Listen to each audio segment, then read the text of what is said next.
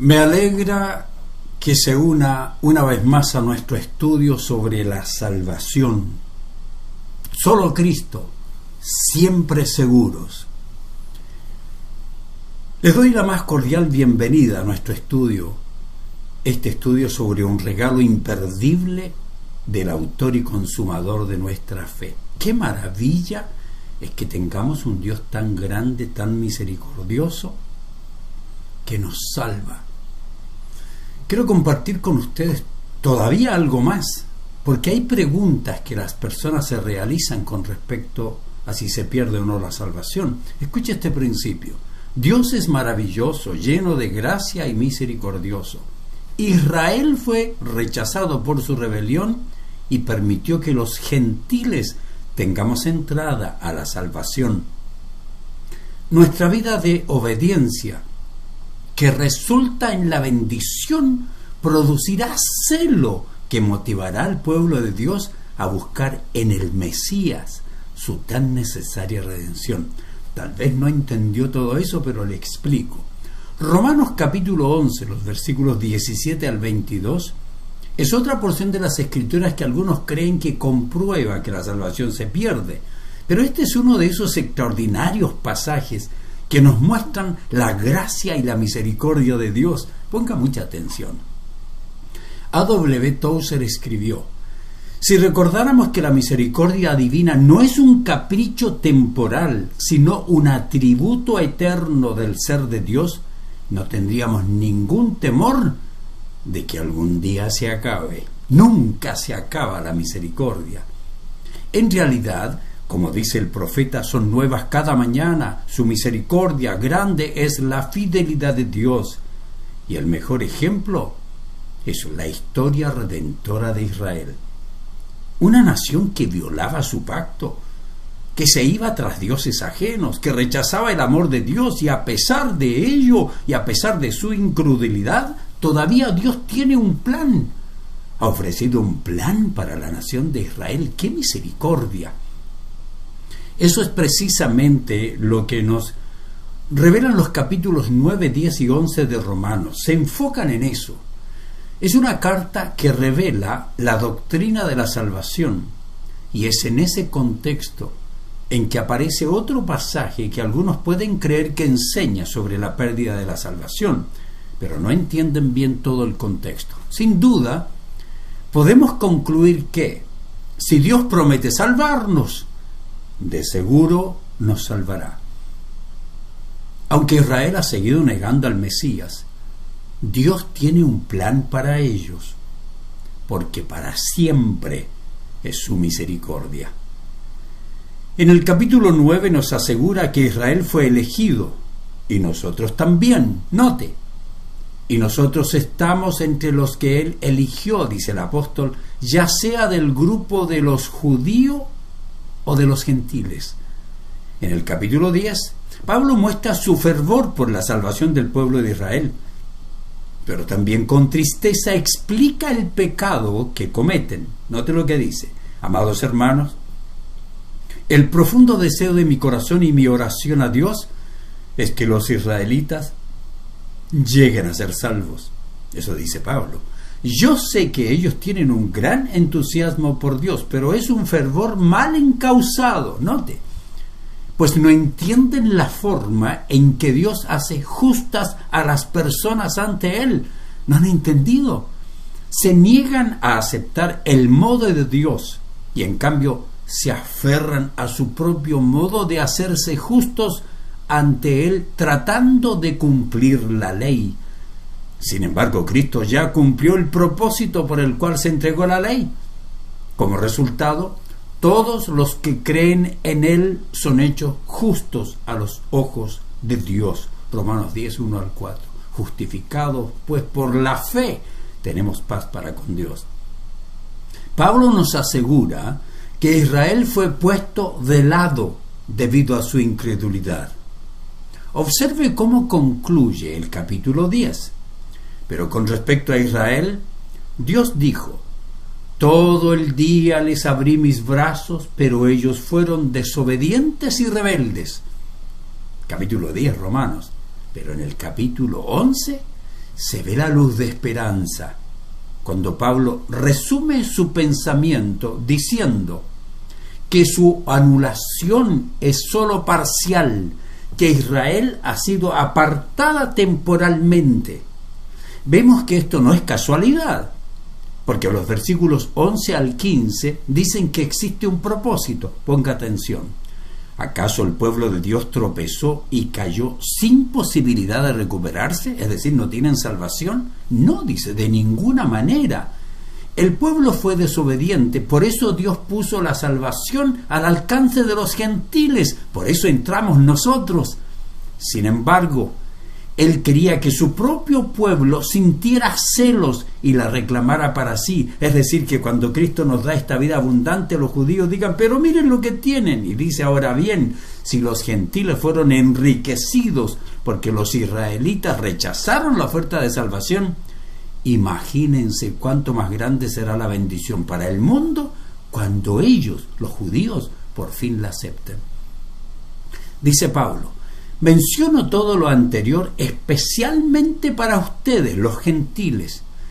Dios me designó apóstol a los gentiles. Pongo énfasis en esto, porque de alguna manera, dice Pablo, quiero hacer que los hijos de Israel sientan celos de lo que tienen ustedes, los gentiles, y entonces yo pueda salvar a algunos de ellos. Romanos 11, 11 al 14. ¿Qué significa? ¿Que Pablo va a salvar a alguien? No, que si él ve cómo enseña cómo los cristianos viven una vida extraordinaria, los judíos tienen celo, van a querer buscar a Dios. Pablo dice, los judíos han caído de ese lugar favorecido, reservado para ellos desde Abraham.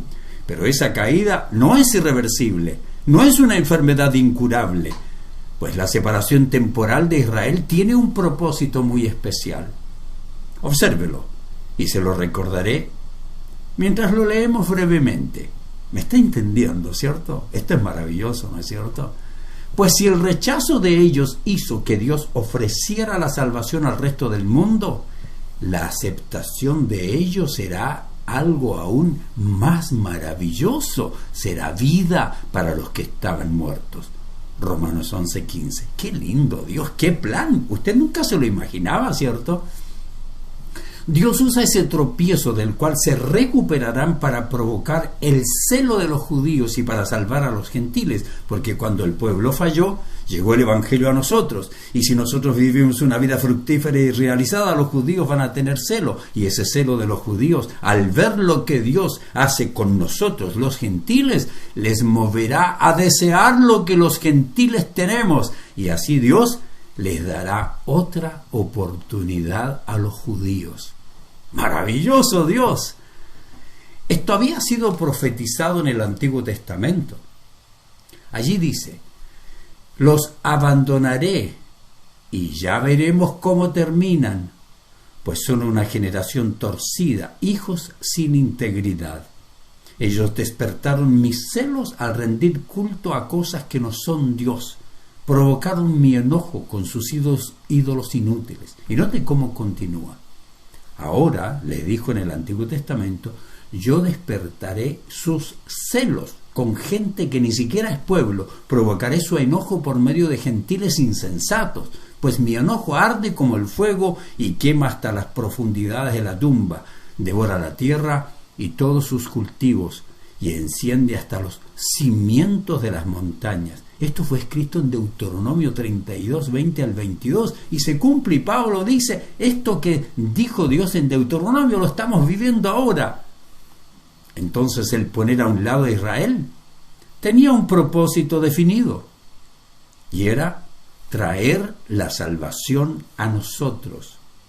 Los gentiles presentarían un gran testimonio, debemos presentarlo, de lo que Dios puede hacer con nosotros, el cambio de vida, sus bendiciones, la alegría, la paz de ese Salvador. Y este estilo de vida de bendición provocará que aquellos que no conocían al Salvador en Israel sean atraídos hacia Él. Entonces, la apostasía de Israel no hace que Dios los olvide, sino que en última instancia los conduzca a su salvación. Una manera de ilustrarlo sería diciendo que es como que los gentiles hemos entrado en la casa de los judíos temporalmente. Todo estaba preparado, incluyendo la literatura, las escrituras sagradas, el testimonio de los profetas y todos los beneficios de Israel. Pero ellos están ausentes temporalmente de esa casa. Y Dios nos invitó a nosotros. Nosotros los gentiles sencillamente hemos entrado en una casa y gozamos de todos los beneficios que en ella existen. Pablo dice que el hecho de que nosotros nos hayamos mudado a esa casa, cuidado, no quiere decir que los propietarios jamás van a regresar. Lo harán. Y de hecho, dice Pablo, ellos y nosotros seremos más grandes que nunca. Ese es el contexto. Si cree que este plan maravilloso es extraordinario, escuche lo que revela Pablo. Ahora bien, dice, si los gentiles fueron enriquecidos porque los israelitas rechazaron la oferta de salvación de Dios, imagínense cuánto más grande será la bendición para el mundo cuando ellos por fin la acepten. Ese es el contexto de Romanos 11, donde la gente piensa que se puede perder la salvación. Pero así que tenemos el tropiezo de Israel, la salvación de los gentiles, los celos del pueblo rechazado al ver las bendiciones del pueblo gentil convertido. Y además, Dios planificó bendición para el mundo. El pecado de Israel de rechazar al Salvador es la riqueza nuestra de los gentiles, y ellos sufrieron pérdida. La bendición será extraordinaria para el mundo cuando ellos por fin la acepten.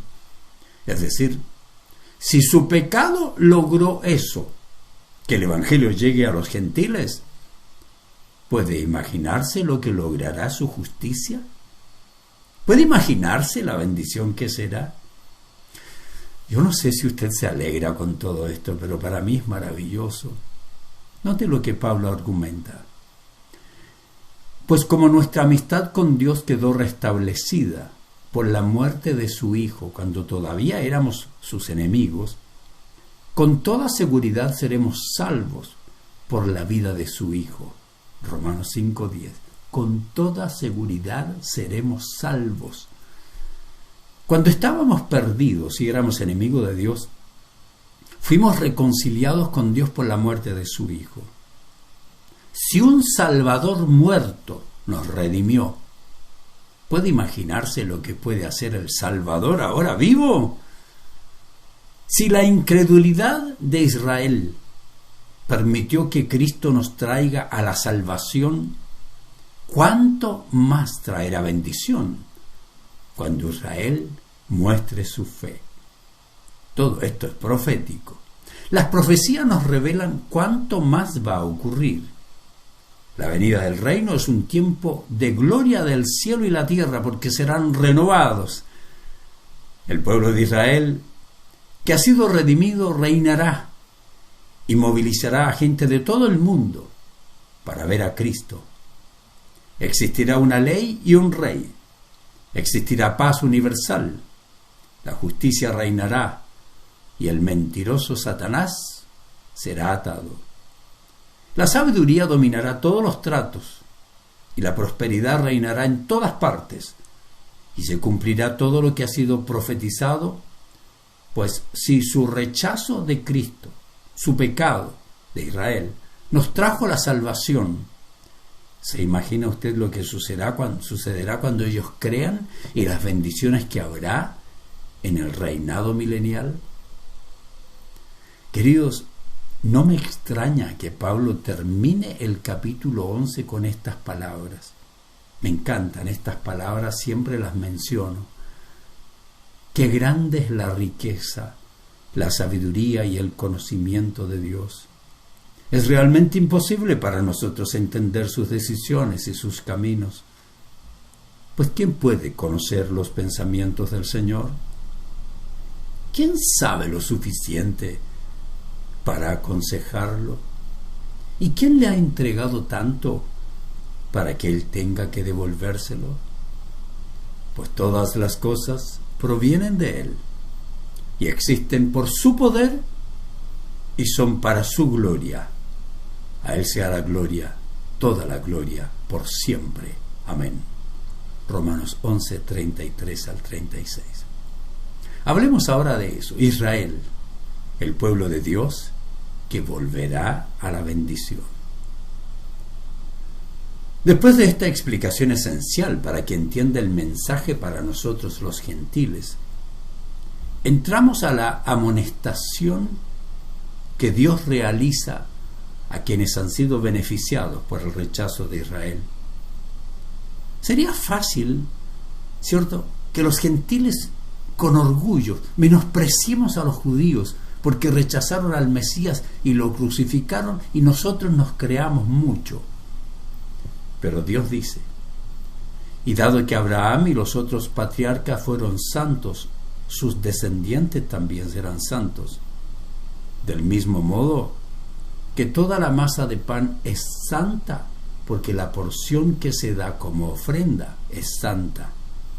Pues si las raíces del árbol son santas, las ramas también lo serán. Romanos 11, 16 al 18. Déjeme explicarle esto. Por primera vez se menciona la palabra santa, porque si las primicias son santas, la masa también es santa. Si la raíz es santa, también lo son las ramas. Si usted va a Números capítulo 15, versículos 17 al 21, podrá observar que cada vez que preparaban masa para hacer pan, un pedacito de esa masa ellos, los judíos, separaban para darlo al Señor. Era una ofrenda que ayudaba al sustento del sacerdote. Cada pedacito era santo, apartado del uso profano para el Dios santo, y era un símbolo de la dedicación del todo.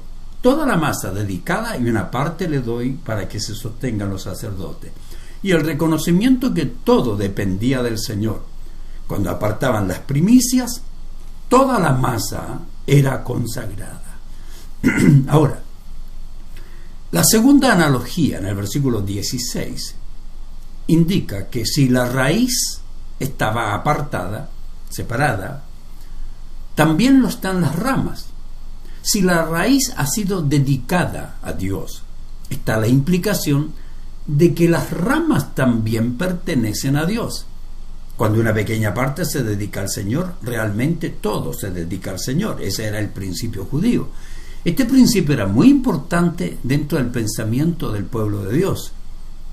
Por ejemplo, cuando ellos daban al Señor las primicias de su semana, ¿quién lo hace ahora? No lo hace la gente. Pero cuando ellos daban las primicias de su semana y entraban al día de reposo, estaban comunicando: Señor, todo es tuyo. Te dedicamos nuestra vida, nuestro tiempo, te entregamos esto, pero todo es tuyo. Cuando daban una ofrenda de dinero al Señor, era como decir: esto no es más que un emblema de que todo lo que poseo es tuyo, es para tu gloria, y aquí está algo para el sostenimiento de los sacerdotes. ¿Usted hace lo mismo? Seguramente está pensando: ¿cuál es el propósito que tiene Pablo para usar estas analogías? Estaba enseñando que si una porción del pueblo judío estaba consagrada al Señor, entonces todos los demás también debían estarlo. Si los primeros frutos, es decir, Abraham, Isaac, Jacob, José, los padres, los patriarcas, y principalmente Abraham, fueron apartados por Dios como las primicias, entonces en él se estaba apartando toda la masa. Pablo está diciendo que el fundamento para creer que Israel regresará, el fundamento para creer que Israel regresará a un lugar de bendición, es el hecho de que Dios consagró a los patriarcas un pedacito de la masa. La restauración final de Israel está garantizada por el amor de Dios que consagró a Abraham el pedacito de la masa, que con amor fue separado para ser el progenitor del pacto. Si Dios tuvo planes para Abraham, Entonces, de seguro, Dios tiene planes para Israel. Pablo concluye con estas palabras. Ponga mucha atención. Muchos del pueblo de Israel ahora son enemigos de la buena noticia. Y eso, nos dice a los gentiles, los beneficia a ustedes, los gentiles. Sin embargo, ellos todavía son el pueblo que Dios ama, porque Él eligió a los antepasados Abraham, Isaac y Jacob, pues los dones de Dios y su llamado son irrevocables. Cuando Él llama, no se puede perder. Ustedes, los gentiles, antes eran rebeldes contra Dios, pero cuando el pueblo de Israel se rebeló contra Él, Dios tuvo misericordia de ustedes y no de ellos. Ahora, ellos son los rebeldes, y a ustedes Dios le mostró su misericordia para que ellos tengan celo, ¿cierto? También participen de la misericordia de Dios. Romanos 11, 28 al 31. Querido, querida, si usted ha tratado de hablar del Evangelio a algún judío, sabe que odian el Evangelio. Son enemigos por causa de nosotros. Pero en cuanto a la elección, dice Pablo, son amados por causa de sus padres. Son odiados por la rebelión, amados por sus padres, esa pequeña masita. Podemos concluir que los judíos al presente están endurecidos, pero al final volverán al Señor. Lo segundo es que por la gracia de Dios se nos ha dado un honor espiritual, aunque inmerecido. El injerto es por gracia, porque no merecemos ese lugar de honor espiritual. El Señor es severo, pero siempre reina con justicia. ¿Cómo concluyo? Me encantó lo que puedo enseñarle. El pueblo de Dios ha sido rechazado, pero llegará el día en que se arrepentirá y será aceptado. Por el rechazo judío fuimos injertados nosotros, y debemos servir a Dios con humildad, porque nada merecemos, todo es obra de la gracia de Dios. Nuestro deber es no enorgullecernos y servir a Dios con alegría, responsabilidad e integridad, porque Dios quiere bendecirnos y Él solo bendice a los humildes y obedientes. ¡Qué maravilloso la oportunidad que Dios nos ha dado a nosotros! ¿Está usted aceptando esta oportunidad? ¿Ya conoce a Cristo como su Salvador? Si no lo conoce, va camino al infierno. Estamos listos para llevarle al cielo por la obra de Cristo.